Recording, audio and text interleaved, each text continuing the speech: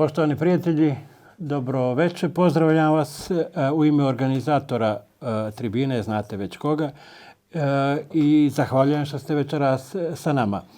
Tema o kojoj ćemo da razgovaramo spada među najvažnija društvena i politička pitanja savremene Crne Gore.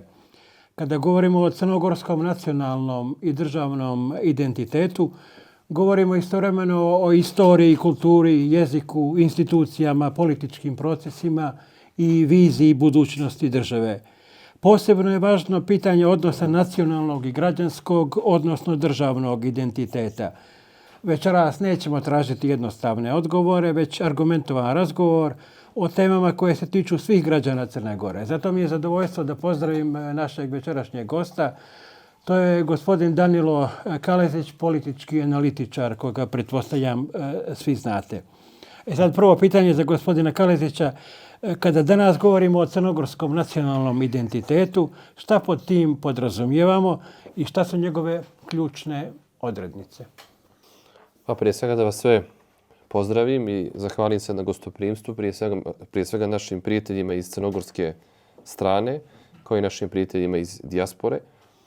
Da kažem da je ova tema važna jer se o njoj skoro uopšte ne govori u javnom prostoru. Dakle, ona je potpuno marginalizovana i često su i na crnogorskim medijima i u crnogorskom akademskoj zajednici i civilnom sektoru su neke druge teme važnije ili neke druge teme dominiraju, a priča o nacionalnom identitetu Crnogoraca obično bude postavljena i se tretira i označava kao ekstremistička. Dakle, kogod to pokušava da aktualizuje ili da afirmiše tu temu, dobija epitet, dobija etiketu crnogorskog nacionaliste ili ekstremiste i to na taj način se diskvalifikuje iz javnog govora.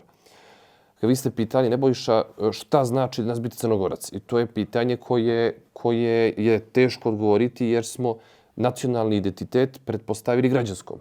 Dakle, sve nacije, svi u Crnoj Gori mogu biti dio svoje nacionalne zajednice, a samo su Crnogorci građani. Nažalost. To je tako jedna vrlo ovako na izgled paradoksalna situacija. I zbog toga ljudi koji se bave tom temom treba da razlikuju ono što znači biti nacionalno Crnogorac, to znači govoriti nacionalnim jezikom crnogorskim, ako ste vjernik ste Crnogorske crkve, razumijete svoju nacionalnu i etničku posebnost odnosno na druge nacije i narode koji žive u Crnoj Gori, ali istovremeno imamo i onu drugu komponentu, to se tiče Crne Gore, sad je to popularno, ustavni patriotizam. Dakle, crnogorstvo kao građanska i državna kategorija. Dakle, to su dvije paralelne stvari. O njima se često razgovara, samo se razgovara o ovoj drugoj. Dakle, ova prva je apsolutno zapostavljena.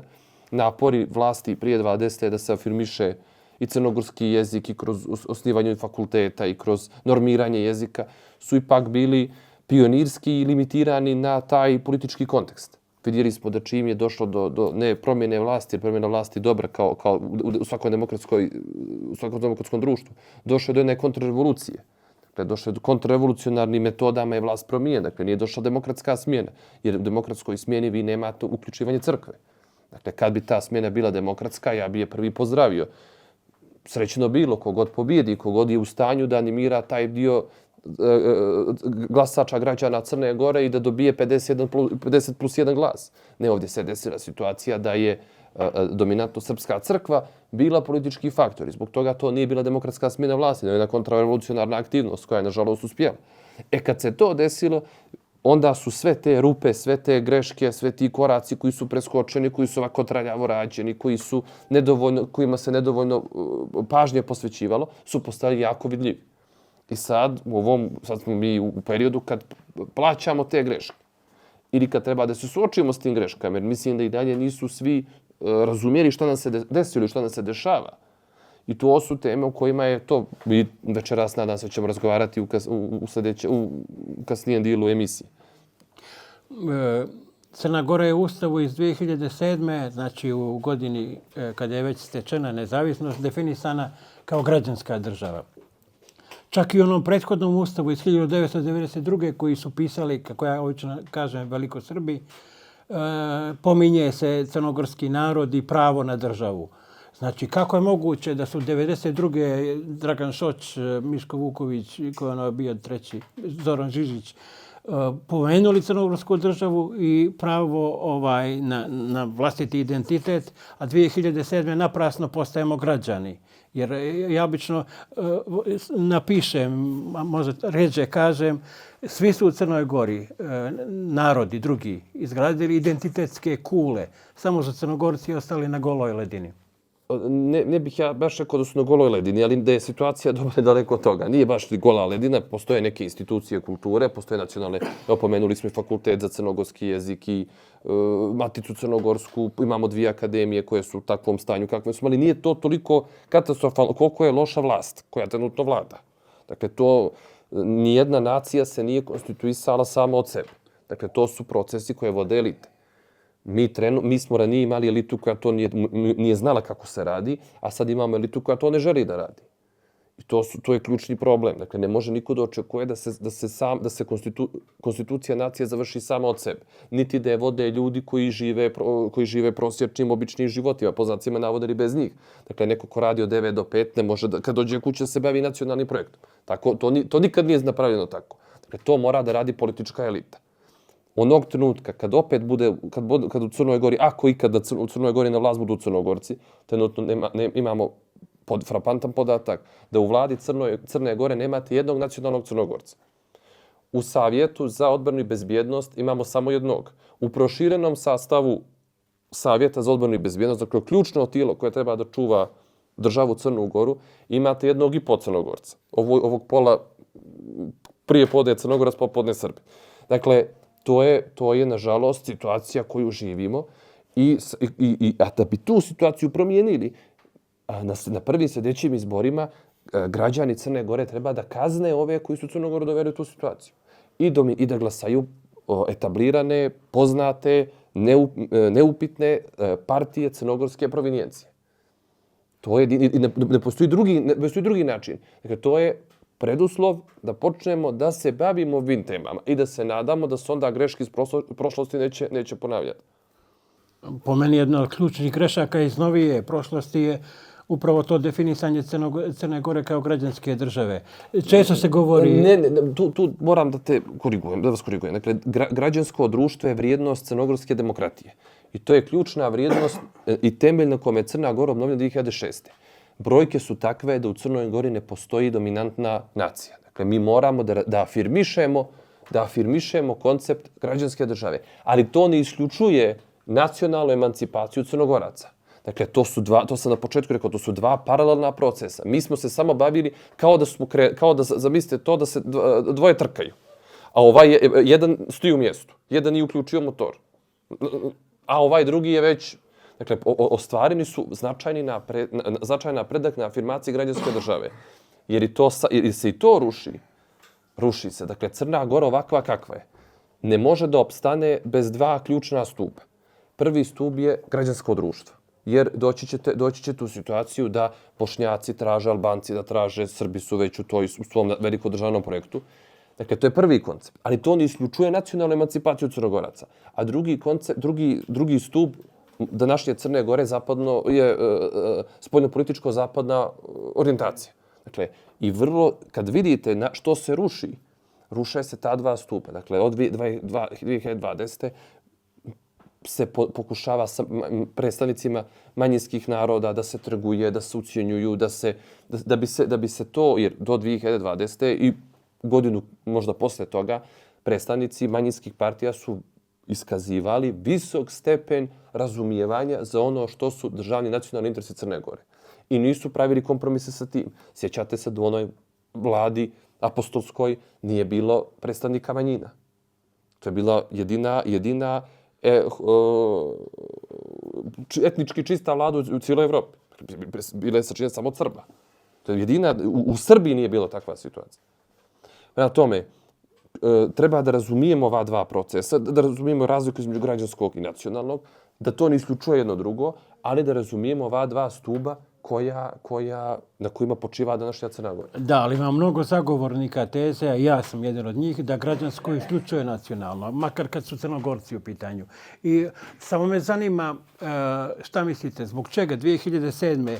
Niko nije našao za shodno kad je unio u Ustav tu odrednicu da objasni građanima Crne Gore šta je to građanska država. Jer da se razumijemo, na svijetu ne postoji nijedna država koja je proklamovana kao građanska. Možda na nivou fakticiteta postoji, ali koja je proklamovana ne. Vi ste u pravu. Politička elita, pored nacionalne emancipacije koja je uključivala ne samo standardizaciju jezika, nego je uključivala rešavanje crkvenog pitanja koje je ostalo otvoreno i koje je na kraju dovelo do ovoga odnosi sa susjednim državama, odnosi sa definicija Crne Gore na Zapadnom Balkanu, šta je Crna Gora, što treba da bude, ko su partneri, ko su prijatelji, ko su neprijatelji. To su sve pitanja koja su preskočene ili koja su vrlo ovako površno rađene. Mnogi termini nisu objašnjeni. Mnogi termini su stali nejasni. Šta znači evropska integracija? Mislim da to 99% građana Crne Gore doživljava vrlo apstraktno. Šta znači građanska država? Prosto to je postala jedna floskula koja ovako dobro zvuči, koja ne izaziva neku pažnju, ali ne smijemo da bježimo od građanskog koncepta Crne Gore. Kako ga ugraditi u nacionalni? Dakle, afirmacija crnogorskog nacionalnog identiteta, što znači jačanje nacionalnih institucija, oslobađanje obje akademije. Recimo, jedna od tema za koju mislim da je napravljena katastrofalna greška 2013-14. Mislim da je ministrica bila Sanja Vlahović, ako nije imala dobru namjeru, neupitno, da se riješi podjela Dukljanske i Crnogorske akademije nauka, da se nađe model da se one integrišu, ali ne da se integrišu na štetu državnog interesa. Već dugo pričano i mnogo puta pominjano pitanje crkve. Sva ta pitanja ne znači da smo protiv građanske države ili da se ne može raditi afirmacija građanske države. Afirmacija građanske države je rađena kroz afirmativnu akciju, garantovane mandate, fond za manjine, ali vi imate jednu nacionalnu zajednicu u Crnoj Gori koja želi da ima privilegije, sve privilegije manjinske zajednice, a da ima vlast kao da je apsolutna većina. A to je Srpska nacionalna zajednica, koja nikad do sad nije priznala fakticitet. Evo, mi smo tek sad 21. maja imali to što mislim da je opet jedna varka koja se servira svima nama o tome kako su one tobože prihvatili referendum. I kako je to sad svi treba da budemo srećni jer su trgovi po Crnoj Gori bili puni. Kad pitate te uglavnom mlađe ljude šta slave, ajde, bar pola ne zna šta slave. Svako od nas ima u porodici ljude koji bi pošli na slavlje koje god da je, kakvo god da je. Da je Bog dao da može da se pije, da se veseli, da su neradni dani pa se poveže. Dakle, to nije dokaz toga da ste prihvatili ili niste prihvatili niste prihvatili dan obnove nezavisnosti. Čak u semantičkom smislu, ja sam uputio inicijativu poslanicima opozicije da zahtijevaju da se u Zakon o državnim praznicima unese izmjena, jer je formalno 21. maj dan nezavisnosti i dalje. Iako to nije dan nezavisnosti, nije već Crna Gora nezavisnost tekla 2006. Nego je tada obnovila nezavisnost, a nezavisnost je tekla puno prije. I mi treba sa to, to su recimo te stvari o kojima koje najzad nisu bitne, koje najzad nisu važne, a koje govore puno o suštini onoga što je problem. Vi ćete mi vjerojatno pitati kako da se zove, pošto ja volim da razmišljam o rješenjima. Mnogo se priča i mnogo se govori o tome kako i da li nam treba nova stranka. Dakle, to je pitanje koje, ja mislim, nema kafanskog stola u Crnoj Gori, o koje se to... sad tu ja imam malo ovako mišljenje, pa podijelit ću ga s vama. Za formiranje novog političkog subjekta ili stranke treba užasno puno vremena, novca, logistike, medijske i svega drugog. U trenutku kad ste opozicija, vi ne možete da se... Znači, onda ste dupla opozicija. Opozicija ste državnoj vlasti, opozicija ste i opoziciji. Dakle, to je dupla negacija. To je izazov koji je samo teorijski moguće prevazići. Dakle, treba razmišljati o okupljanju svega. Dakle, prvo treba da znamo da sljedeći izbori nisu izbori za crnogorski parlament, nego su izbori da li će Crna Gora postojati ili neće postojati.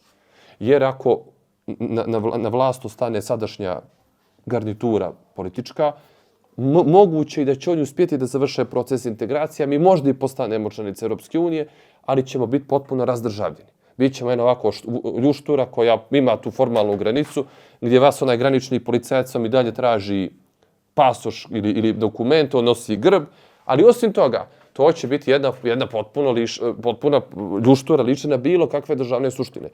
Sljedeći izbori su svojevrsni referendum o tome da li će Crna Gora nastaviti da ne samo u formalnom, nego i u suštinskom smislu bude nezavisna.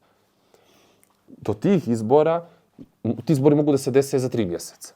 Dakle, mogu da se dese, dovoljno je jedan poziv iz Beograda, iz Moskve, iz Banja Luke, odakle god. Sadašnja vlast može da procijeni da im je isplativo da raspišu vanredne izbore i da se ne izbori da je recimo, evo, da kažem, u septembru ili oktobru.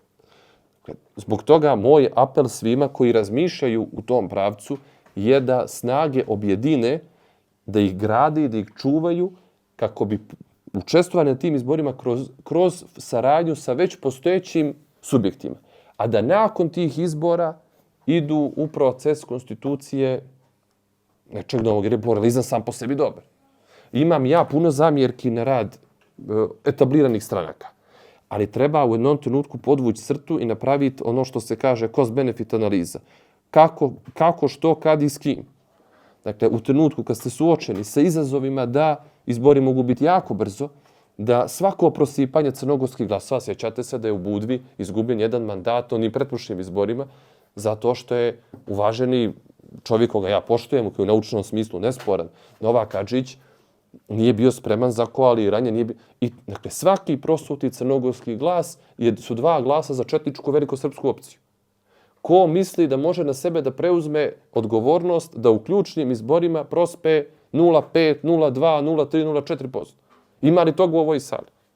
Ko bi na sebe preuzeo tu odgovornost? A znamo da su izbori 2020. izgubljeni za 1100 glasova.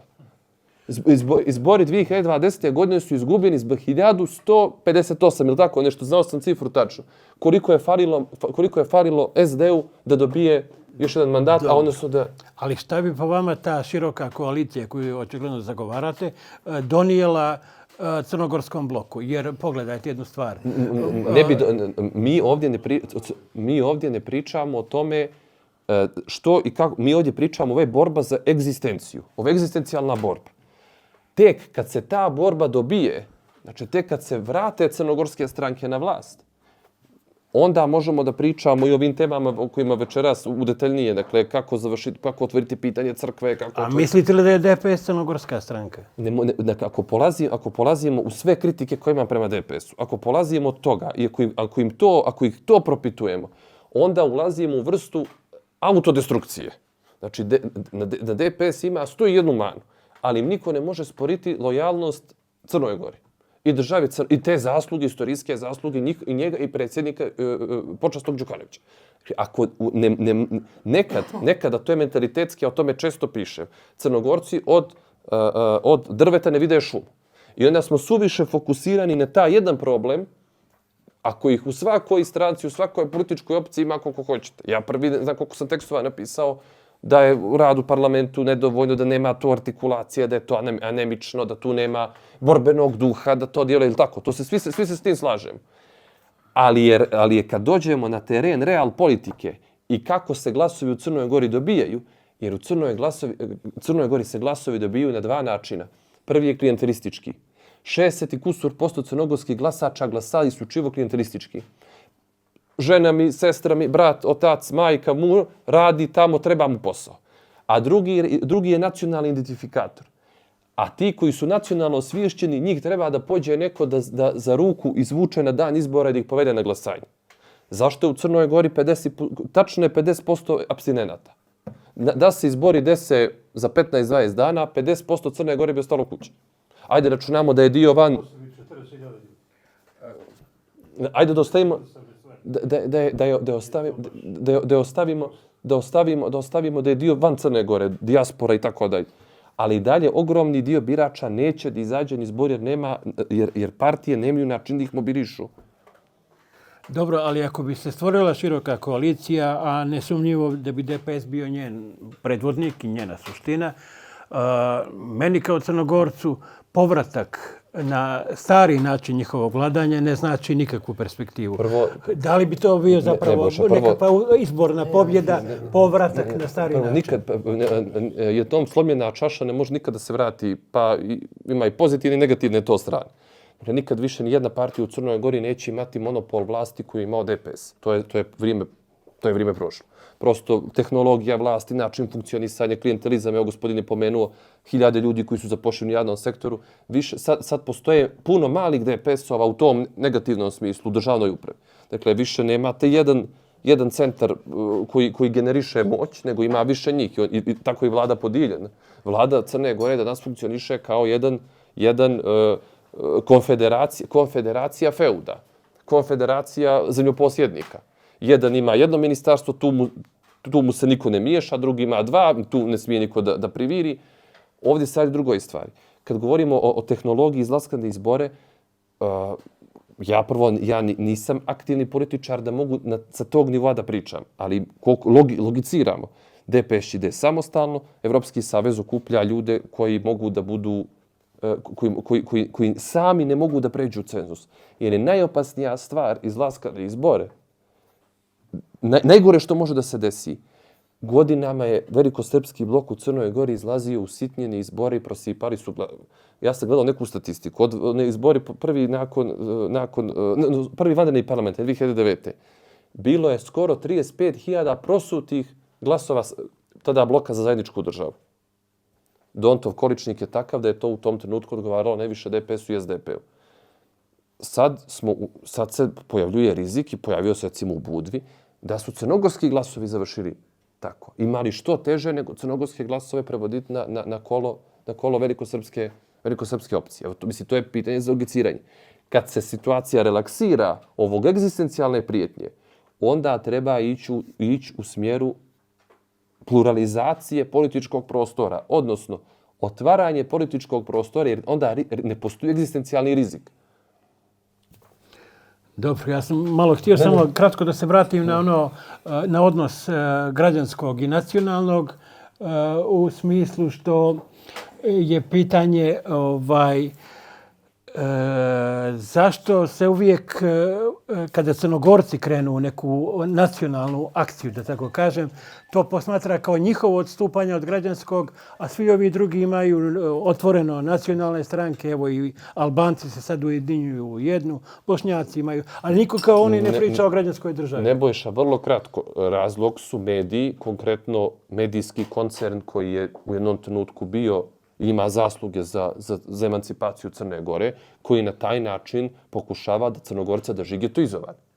Jer i upravo iz tog medijskog koncerna su potekle priče o dinamitu u temelju Crne Gore, o dva nacionalizma, o tome kako kogoda firmi, pa onda ona lista crnogorskih ekstremista, sjetit ćete se da su tu bili neki od neuglednih intelektualaca upravo zbog afirmacije, ne čak direktno, nego jedne vrlo ne bih čak čekao ni malih, ali vrlo jednih mikrokoraka na tom putu. Zbog mikrokoraka na afirmaciji toga su, pa čitavi ministrica prosvjete i čega sve ne, prva stvar koja je počela da radi kad je ušla u to ministarstvo je bio obračun sa Fakultetom za crnogorski jezik. Dakle, to je vrsta manipulacije na koju svi mi pristajemo.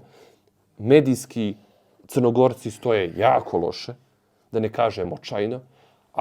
Skoro sam pitan koja je najveća zamjerka, moja lična zamjerka na vladavinu DPS-a, to je odnos prema medijima. U kojim niste ništa radili da taj prostor demokratizujete i da ga otvorite. I zbog toga danas živimo u realnost gdje postoji jedna televizija u većinskom vlasništvu, odnosno u vlasništvu kompanije, tačnije dvije, dakle TV7 i TVE, čija zbirni uticaj teško može da parira uticaju javnog servisa koji je okupiran ili ovog medijskog koncerna. Dakle, mi živimo, a da ne govorimo o ovim manjim televizijama koje su pod direktnom kontrolom srpskih obavještajnih službi, gdje to ste vidjeli nedavno kroz emitovanje ovog filma. Dakle, mi smo medijski izolovani kao Crnogorci. To je vrlo ovako sužen prostor gdje možete da komunicirate poruku, a protiv vas se vodi kampanja kriminalizacije. Kako da se iz toga izađe, da se oslobodimo tog kompleksa? Vi ste otvorili nekoliko krupnih tema, ali samo da počnem s ovih 60% koja je statistika. Vi ste u pravu, ali ta statistika je jako varljiva. Ključni problem nacionalnog identiteta Crnogoraca su dualni Crnogorci. Vi kad uporedite podatak da je 60%, recimo za Nikšić, 60% ljudi se izjasnilo da su Crnogorci, sa brojem ljudi koji govore srpski jezik, odnosno koji govore crnogorski jezik. Razlika je skoro 15%, ja mislim 15% poena. To su takozvani dualni Crnogorci koji sebe doživljavaju dijelom Crne Gore, nesporno, ali idu u srpsku crkvu i govore srpski jezik. Oni su za nacionalnu emancipaciju najznačajniji, najteži problem, jer na njih ne možete da računate kad govorimo o ovim temama. Zbog toga je ta varka. Pa sad to je drugo pitanje. Ja sam saglasan da dobar dio oko popisa, apsolutno tu, bar sam 5 tekstova o tome napisao, da je opozicija morala da istraje na dogovoru koji je potpisan sa premijerom Spajićem uz garancije ambasadora Europske unije Satlera. To je bilo čuveni prvi sporazum njihov. Problem je opozicije što ne umije da se ponaša opoziciono, konkretno DPS. I to je postalo opšte mjesto. Ali pitate za rešenje. Pošto su ovo egzistencijalni izbori, mi nemamo mogućnost da njih popravljamo sad. Mi ne možemo DPS da popravimo. Oni su takvi, znači to su neke stvari koje mogu da se manje više nivelišu. Neke stvari da im se ukaže pa da budu možda malo proaktivniji. Ali istovremeno nemamo alternativu koju možemo izgraditi dovoljno kredibilno do sljedećih izbora. Ima i neki rezervoar. Rezervoar postoji da svi mi u našim zajednicama, znači svako od nas, ide sa porukom glasajte još ovaj put crnogorske stranke, crnogorsku opciju, pa ćemo posle izbora da vidimo gdje i kako. Jer ogroman dio Crnogoraca ide apstinente. Ogroman dio Crnogoraca ogroman dio Crnogoraca glasa PES. Svaki peti glasač PES-a su nacionalni Crnogorci koji govore crnogorski jezik. Svaki peti, 20%. Ura. Je li Ura u Nikšiću konkretno i dalje iznad cenzusa, znači? Ne, u Crne Gore. Ali koliko smo puta čuli tu poruku još samo ovaj put. Tu ste u pravu. Ali ja i dalje nisam čuo, i dalje ne postoji magično rešenje koje može da riješi, znači bez povratka na vlast. U kojoj god formi Crna Gora je osuđena na Andriju Mandića i rektora Božovića još 15-20 godina, dok su biološki živi. A oni su kao ličnosti, kao što smo svi mi prolazili, oni su metafora, personifikacija jedne velikosrpske politike, koja je sad naučila tehnologiju vlasti. Oni su puno brže od Crnogoraca naučili kako se vlada kroz klijentelizam, kroz zapošljavanja, kroz pritiske, kroz čak i ovo 21. maja. Svi su česti, znači ne postoji ekstremnija stranka i struktura u Crnoj Gori od demokrata. Najbolja formula je svaka koja sprečava prosipanje glasova. To je prva stvar. Dakle, druga stvar su teme. Mi smo često pobrkali lokalne i državne izbore. Ja ipak vjerujem kad pitate mlade ljude što ih mobiliše. Osim toga da ih neko zaposli, postoji ipak tema to je ono čega se ja pribojavam.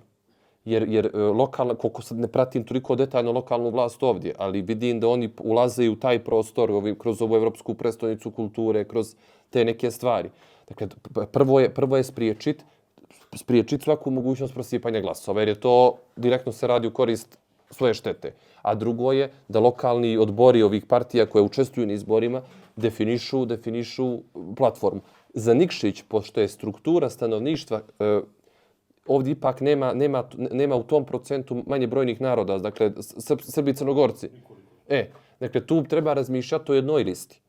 Mislim da u tim sredinama gdje postoji ta vrsta, da kažemo, vjerske homogenosti, da tu treba uvijek ići na jednu listu. U sredinama poput Podgorice, gdje ipak ima više, gdje ima i manjina, ima čak i nekoliko manjinskih. U Nikšiću treba ići, u Nikšiću moja preporuka je široka koalicija koja bi lokalnu temu pretvorila u referendumsku. Gdje možete da glasate za ili protiv, odnosno ili ćete glasati za crnogorsku opciju ili ćete glasati za neki od ovih. Ali moja najveća kritika prema opoziciji je što dovoljno ne ukazuje na nije dovoljno agresivno u adresiranju krivice.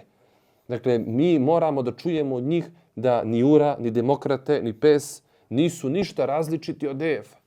Čak su možda i crnji.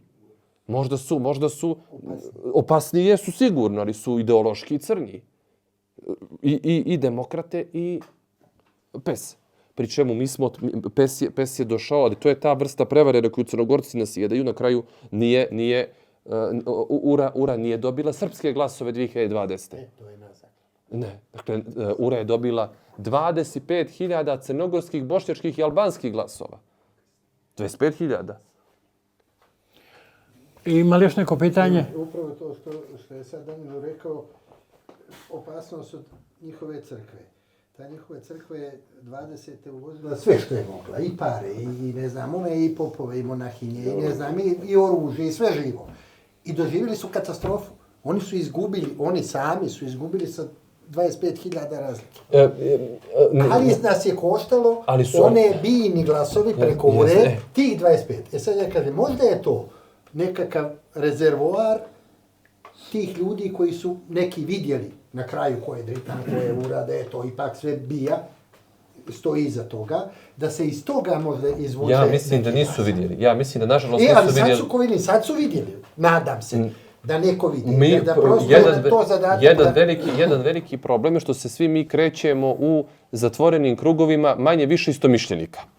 I često zaboravljamo da je realnost takva da danas Dritan Abazović može da prošeta, i ja želim da on bude slobodan, dok krivično pravo ne bude, ali on može da prošeta slobodno i Cetinjem, i Podgoricom, i Ulcinjem, i svakim gradom u Crnoj Gori i nikomu ništa da baciti neće. Znači da je obučen savršen. Ne, nego to znači da Crnogorci nemaju pamet političku i da brzo zaboravljaju. U smislu da ne postoji ta vrsta političke, u političkom smislu, ne postoji vrsta otpora prema onome što su oni uradili. I da se danas pojave na crnogorskoj platformi, isto bi dobili neke crnogorske glasove. To su opasnosti. To je opasnost. Ona je najveća, veća nego crkva. I još mi je jasno iz DPS-a, iz medija i tako dalje. Svakome ko je imalo razuma, zna da je Dritan Abazović proizvod bije. To znamo mi ovdje. Ali to treba direktno da ide u etar. To trebaju direktno i to u oči. Čak i ovi iz parlamenta. Neka ga zovu gospodin iz bije, pa neka ga kazni, neka ga išćera taj dan. Sutra dan opet. Ni krivično, nema veze na sud. A nema dokaza da je... Ima dokaza, jer je bio u Trebinje sa onim Parezanovićem. Toga je, on ne smije izaći na sud. Prema tome, agresivno na njega svim silama, on je najveće i najopasnije zlo. Jer će uzeti nekoliko posto što ne može koštati. Mi smo previše politički korektni. Ne mi ovdje, nego predstavnici u parlamentu. Vi ste u Nikšiću imali izbor između ko je bio Marko Kovačević i Sanja Damjanović, ili tako, 21. Ako se sjećam dobro. Da, lokalni izbori. Sanja Damjanović. A kada je DPS bio u velikom? Jeste, ali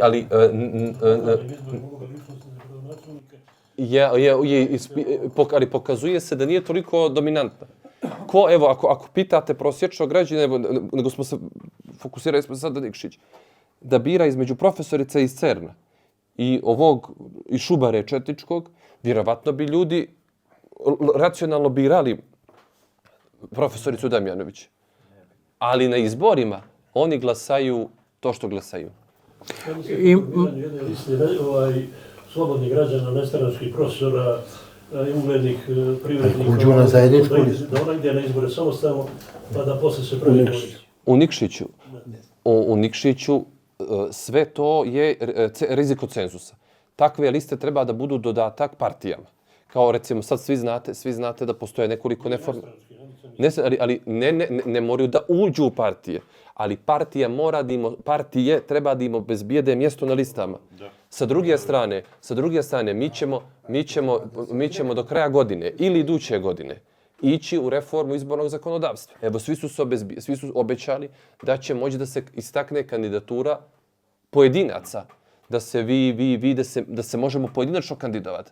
Tada se situacija drastično mijenja. I zbog treba čuvati nukleus, treba okupljati ljude, treba ih čuvati za taj trenutak.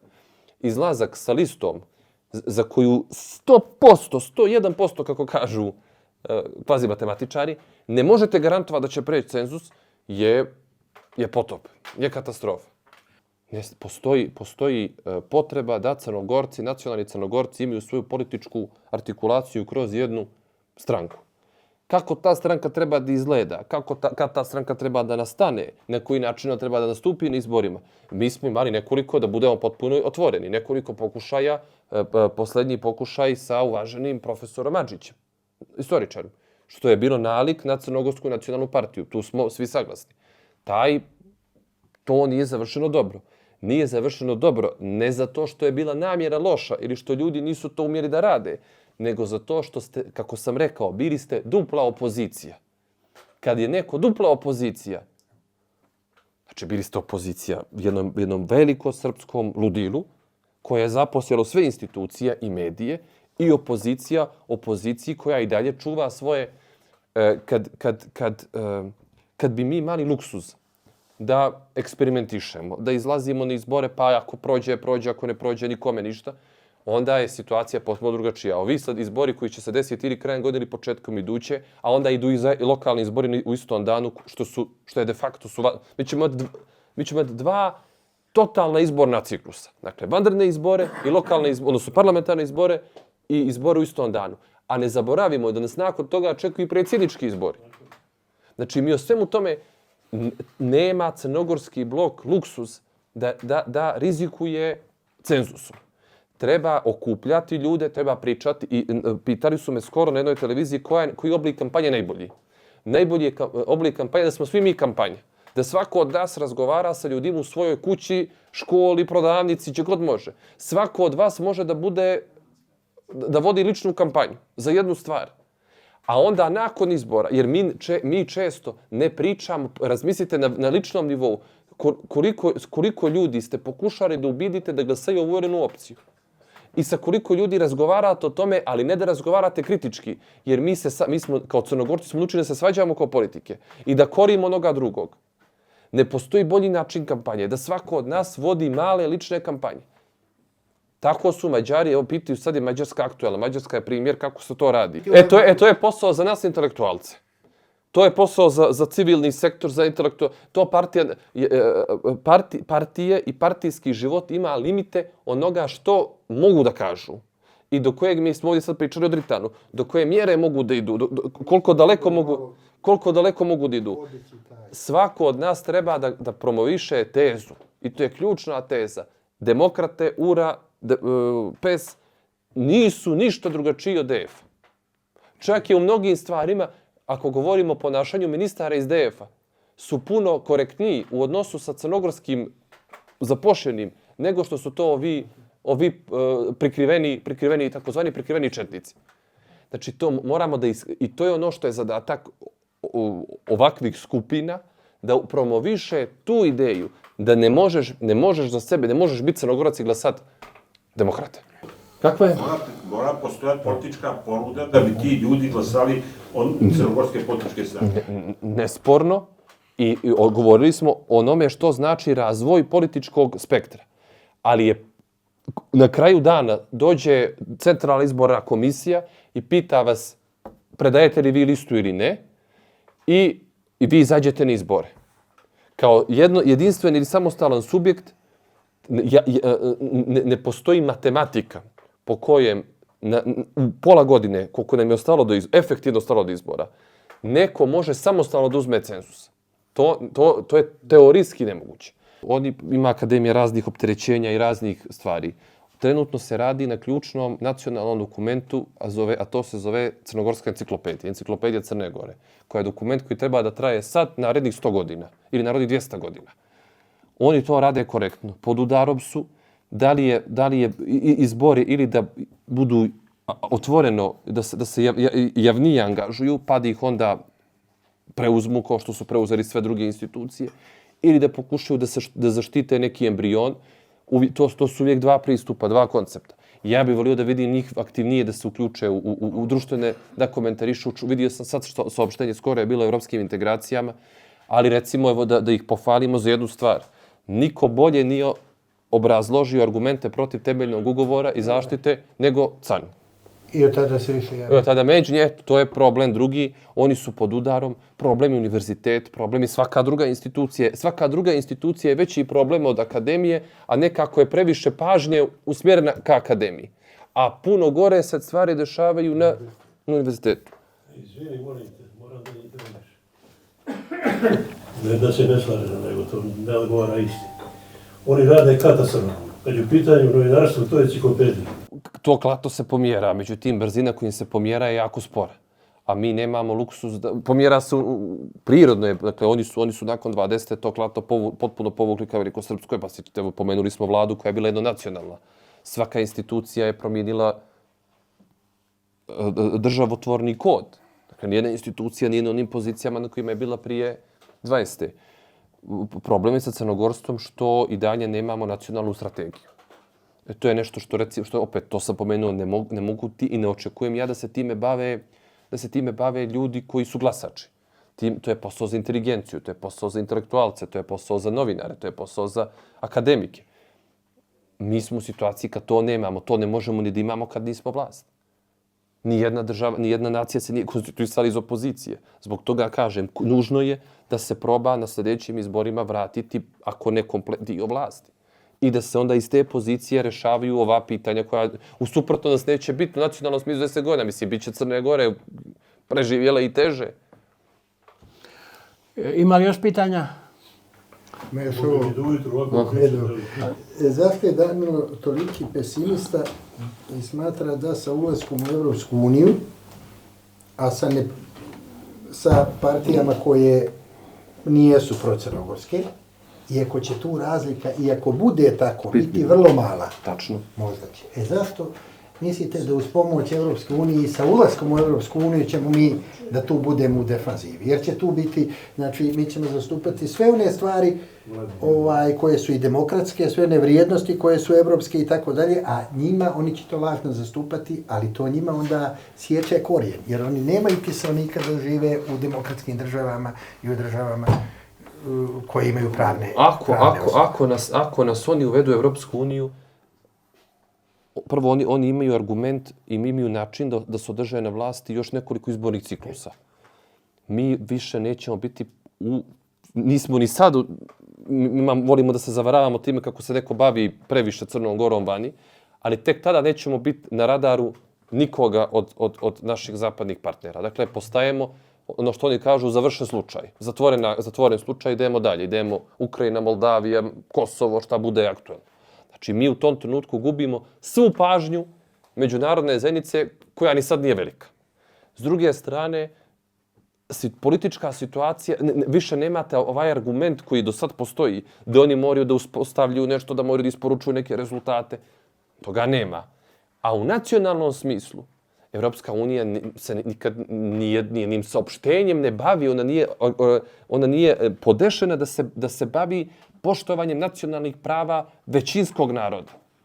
Oni se bave manjinskim pravima, ali to je paradoks. I mi, naše teme postaju, oni ni sad nisu prvorazredne, sad tada postaju trećerazred ili desetorazred.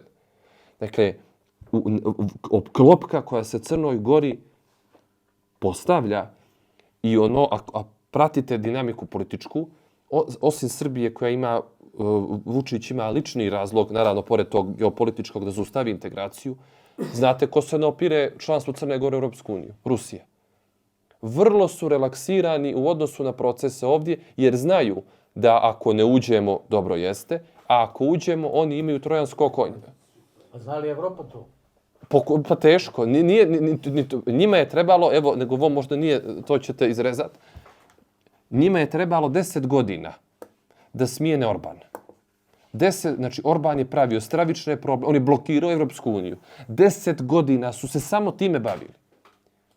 Mi imamo problem što je naša, to je opet stvar opozicije. Oni su formirali jednu platformu koja služi za Evropskoj uniji da se pregovara, gdje postoje ključna oslobađanje RTCG-a, oslobađanje nekih od ovih savjeta i tako dalje. To je minimum minimuma. Ako to ne uspiju da ispune, onda piše propalo. Evropska unija sa njima na vlasti znači, prvo što znači da će da učvrste vlast, jer To bi bio jedan entuzijazam, istovremeno migracija stanovništva.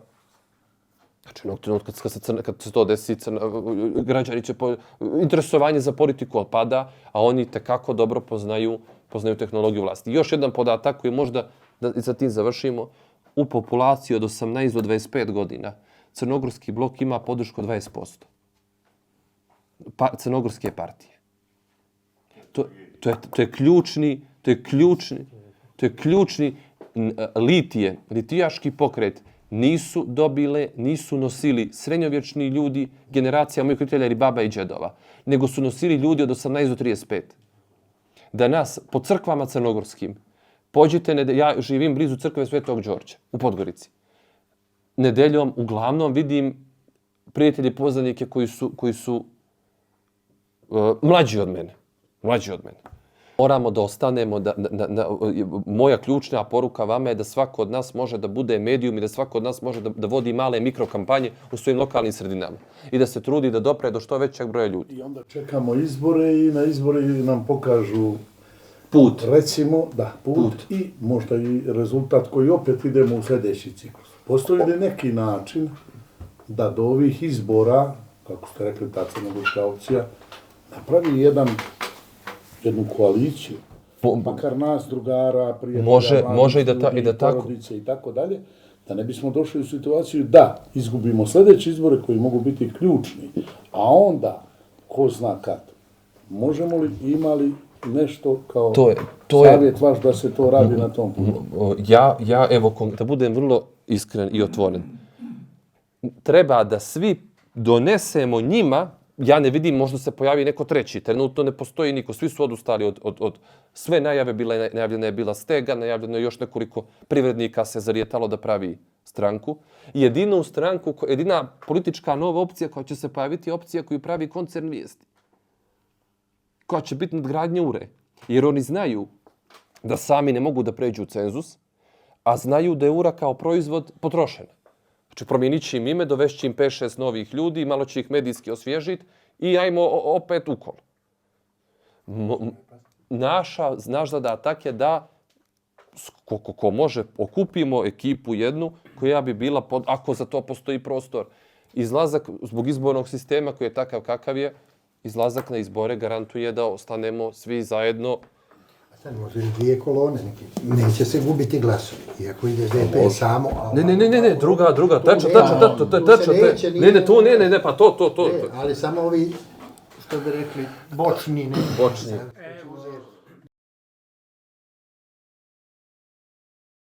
Gospodine Kaleziću, radi sjećanja na današnji dan i vašeg lijepog saopštenja i u smislu kako treba raditi u ime Crne Gore, ja bih da vam ovo poklonim, ovu knjigu, Gigant u sjećanjima. Hvala. To je ovako vrlo interesantna knjiga i nadam se da ćete je pročitati.